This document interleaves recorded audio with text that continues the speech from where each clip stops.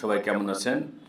আপনারা জানেন যে মালয়েশিয়ার কাজের ব্যাপারটা একটু সেনসিটিভ, কারণ মালয়েশিয়ার কাজটা সবসময় চালু থাকে না, হঠাৎ হঠাৎ করে বন্ধ হয়ে যায়।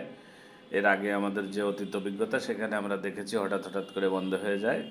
তো ইতিমধ্যে মালয়েশিয়ার কাজ চালু হয়েছে বলে বিভিন্ন পত্রপত্রিকায়, টিভি মিডিয়ায় এসছে, এবং মন্ত্রী মহোদয়ের একটা ঘোষণাও আমরা মিডিয়ায় দেখতে পাচ্ছি।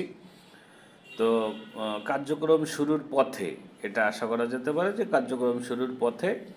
তবে বাংলাদেশ বৈদেশিক কর্মসংস্থান যে মন্ত্রণালয় আছে সেখান থেকে এখনও পর্যন্ত চূড়ান্ত ঘোষণা আসে নাই। চূড়ান্ত ঘোষণা হয়তো খুব শীঘ্রই চলে আসবে।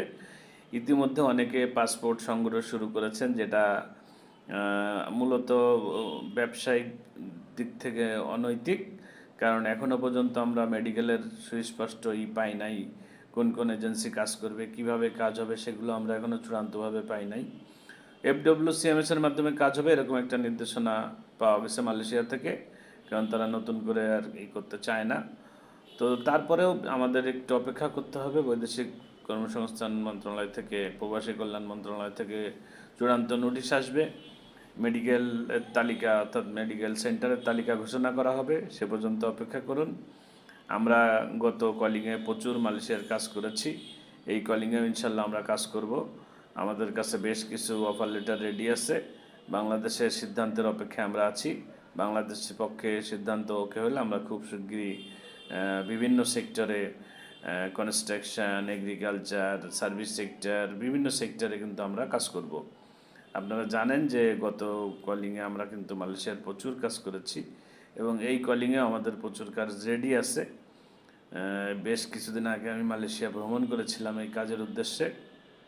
তো সেখানে আমাদের নিজস্ব একটা গার্মেন্টসের কিছু কোটাও অ্যালাউ করা আছে, অ্যাপ্রুভ করা আছে।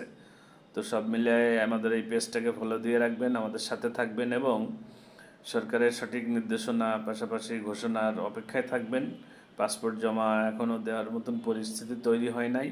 কোথাও কোনো আর্থিক লেনদেন করার আগে অবশ্যই আপনাকে ভেবেচিন্তে করতে হবে, আর সবসময় চোখ কান খোলা রাখবেন। মালয়েশিয়ার কাজ নিয়ে বিভিন্ন রকম বিভ্রান্তিকর তথ্য বিভিন্ন সময় ছড়ানো হয়ে থাকে। যদিও মিডিয়ার একটা প্রোপাগান্ডা সবসময় আছে, সিন্ডিকেট সিন্ডিকেট সিন্ডিকেট। এই সিন্ডিকেট নিয়ে আমি আগের ভিডিওতেও বলেছি। মূলত সিন্ডিকেট বলে আসলে কিছু নাই। কিছু এজেন্সি তারা নির্দিষ্ট করে দেয়, তারাই মূলত মালয়েশিয়ার কাজগুলো করে। তবে সবাই কিন্তু পরোক্ষভাবে কাজ করতে পারে। সব এজেন্সি বাংলাদেশে পরোক্ষভাবে কাজ করতে পারে, কাজ করতে কিন্তু কোনো সমস্যা হয় না।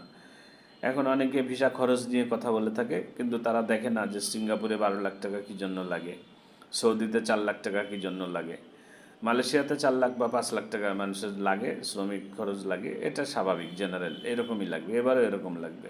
কেউ যদি মনে করে 70-80 হাজার টাকায় মালয়েশিয়া পাঠাবে, সেটা অকল্পনীয়, অবাস্তব। গত সরকার হয়তো কিছু চেষ্টা করেছিল, হয়তো অল্প কিছু ফ্লাইটও হয়েছিল, তারপর কিন্তু বন্ধ হয়ে গেছিলো। অর্থাৎ যেভাবে আমরা কাজ করি না কেন, আমরা কাজটা চালু রাখতে চাই, স্বচ্ছতার ভিতরে লোক পাঠাতে চাই, শ্রমিক পাঠাতে চাই। বাংলাদেশে প্রচুর শ্রমিকের